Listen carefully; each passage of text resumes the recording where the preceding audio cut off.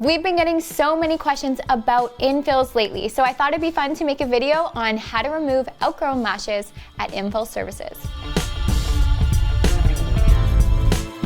So let's get right into it today. There's so much more to know about fills. If you have questions, please reach out to us. Let us know. We have lots of videos, and we also have a super inexpensive fill online mini course, which is kind of a tongue twister to say, but we do have that, and it's so detailed. So if you want more information, definitely let us know. So let's start by talking about why we should remove lashes at any infill service. It really comes down to design and comfort for the client. And of course, natural lash health, but that goes without saying. Everything that we do is geared around natural lash health.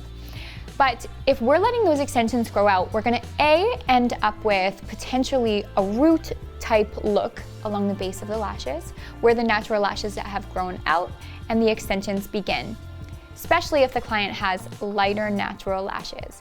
We definitely want to avoid that.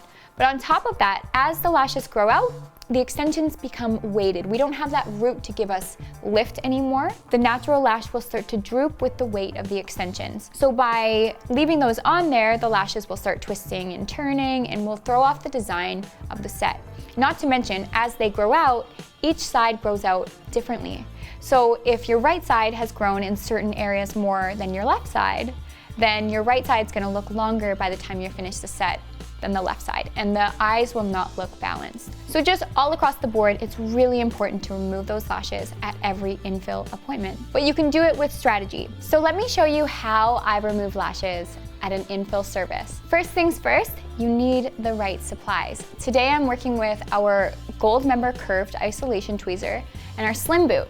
Slim Boot works fine for me because it does have a pointed tip, but please know that if you have, say, a boot tweezer or a thick tipped tweezer, it might be a little bit difficult to really grip the natural lash and the extension at the same time and then peel them apart. Whatever works for you, but it's really important to be able to easily maneuver around any natural lashes and extension to find where the points are exposed.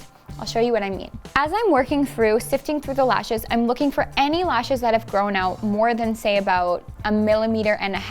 Totally depends on the client that you're working on, and you can use your discretion here. If it feels like it's fine, it probably is. And at the end of the service, you can absolutely use your inspection mirror to see if you've missed any outgrown lashes.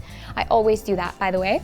Let's look at the easiest approach to remove any natural lash. So the goal is for us to make the removal process as simple as possible. And how we're gonna do that is find where there's a break in the extensions between the extension and the natural lash, and that's where we're going to focus on removing. So for example, if the extension and the natural lash split at the tips and you can find the tip of the natural lash, you're gonna wanna grip onto the exposed tip of the natural lash and grip onto the tip of the extension, and you're going to slowly peel them apart. That's option number one. Number two is when the base is slightly lifted.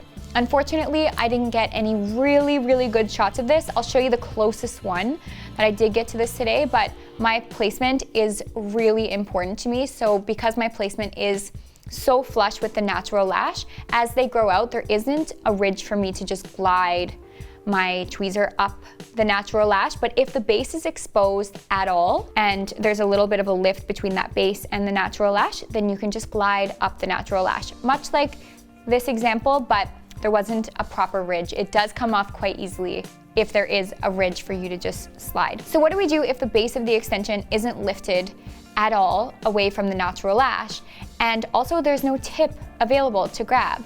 Well, at this point, you're gonna wanna hold on to the base of the natural lash and really make sure that you have a secure hold, because we don't wanna tug on the follicle. That could pull the natural lash right out of the follicle.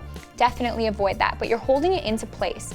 And then you're gonna find a way to shimmy the extension off from the base. So once you really start moving that extension around, it will release itself.